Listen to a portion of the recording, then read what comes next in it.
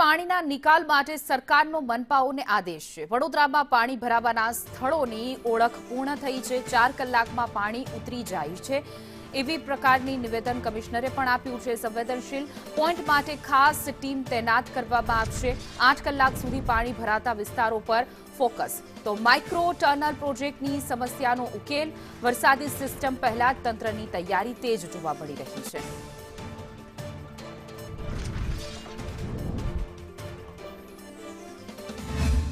કાયમી ધોરણે principal secretary urban development દ્વારા પણ આની રિવ્યૂ કરવામાં આવી રહ્યા છે। અમે સતત પ્લાનિંગ કર્યા છે। જે નીચલા વિસ્તાર અને 2024માં જે પૂર પરિસ્થિતિ હતી એમાં 206 જગ્યામાં અમે પમ્પ્સ પણ મૂકીને રેડી રાખ્યા છે।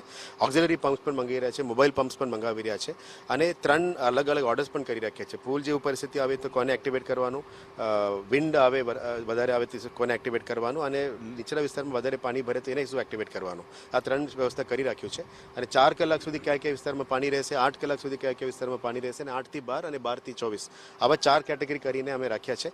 મોટા ભાગમાં સિટીમાં પાણી જ્યારે ભરતું હોય 4 થી 5 કલાકમાં પાણી નીકળી જતા હોય, પણ એનાથી વધારે પાણી રહેતા હોય એવા વિસ્તાર માટે ટીમ્સ, ક્યુઆરટી ટીમ્સ પણ એક્ટિવેટ કર્યા છે। આ ચોમાસામાં આપણે ટીમ્સ કાર્યરત કર્યું છે। અમે આશા રાખીએ અને પ્રાર્થના કરીએ કે એવું પરિસ્થિતિ ના બને।